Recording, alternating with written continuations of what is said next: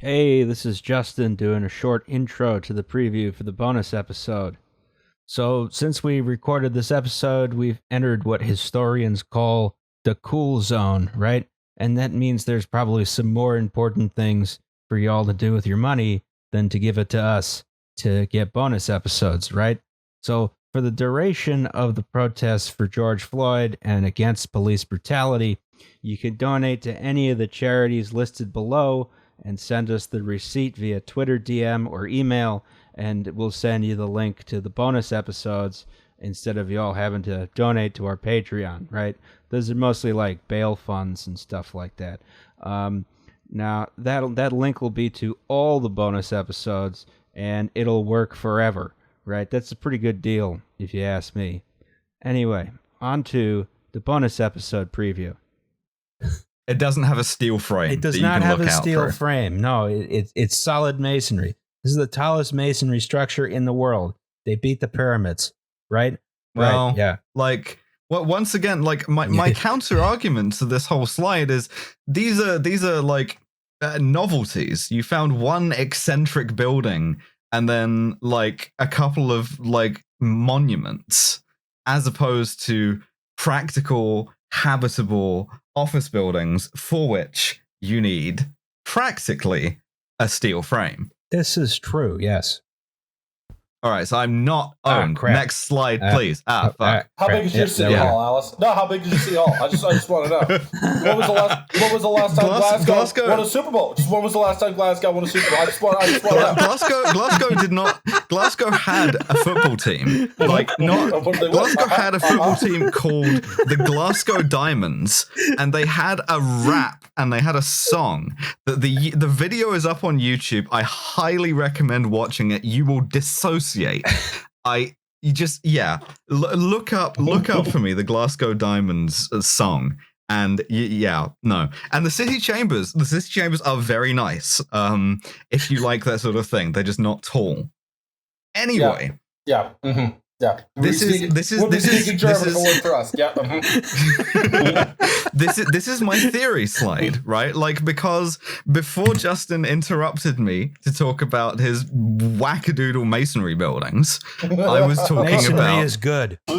About material conditions as to why you start building skyscrapers. Literal material conditions? Yeah, you know what? Yeah. You know what masonry is the material. I honestly thought, that joke, literal material conditions, was going to do a lot better than it did. Material science conditions. Talking about jokes. Hold on a second. I have a sitcom laughter here. Yep. Mm-hmm. Yeah, just hold on. Yep. I'm holding.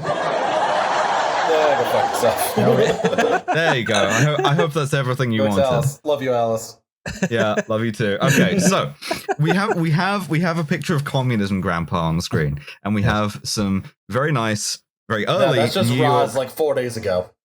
Yeah, that's true. That's like 2/3 of the podcast. Okay, so like why build skyscrapers in the first place? Well, we're out of the primitive accumulation of capital, which is all of the stuff that we've been talking about, where like the pharaoh makes you build something, or the pope makes you build something, or the king makes you build something, or the like Medicis make you build something. And we're into capitalism, where you have a capitalist class, right?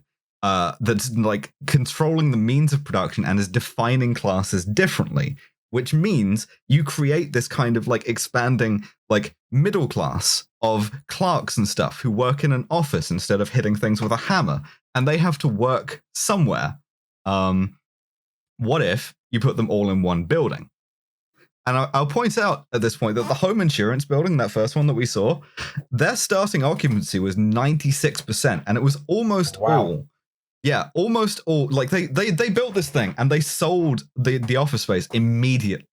And it was filled with firms who like were doing relatively new speculative business on the back of this economy that like had not existed 100 years earlier, of doing things like arbitrage or doing things like insurance at a scale that hadn't been possible. When we talk at some point about the San Francisco earthquake, I'm going to have to talk about Lloyd's of London essentially inventing the modern insurance industry, because that's what happened. And like in fact, the San Francisco earthquake is a fantastic lead into the other reason why skyscrapers, which is that like the American city pre-skyscraper is incredibly susceptible to all kinds of shit, most notably burning down. Like, oh yeah, Chicago, New York, Boston.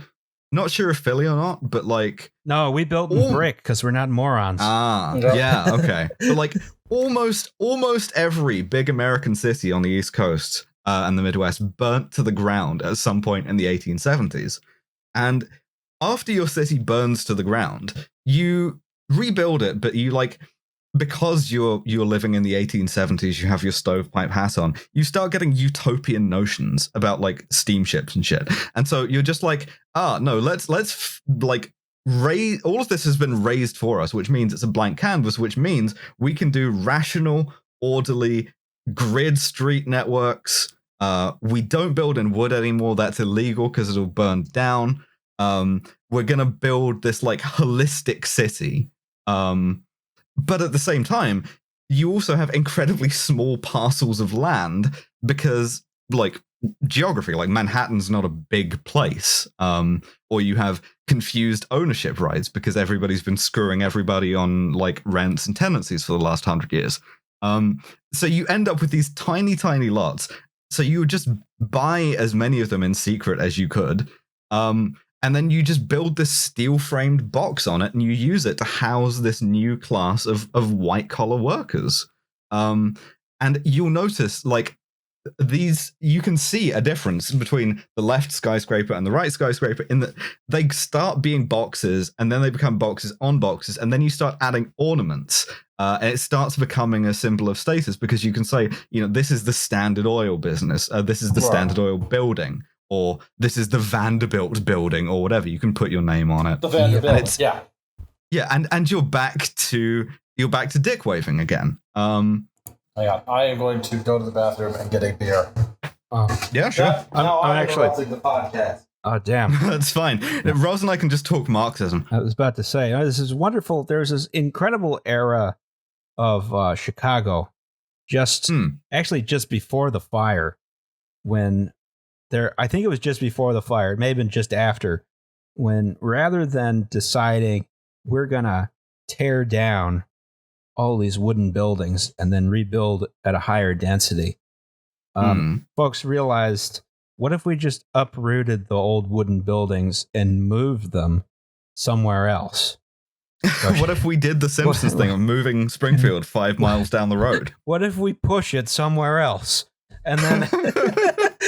And then they did that, right? So there were, you would go, there was this whole era where it was fairly common to just see like a team of horses dragging a building down the street to a suburban lot, right? And they would do this with the building occupied and like shops and stuff open.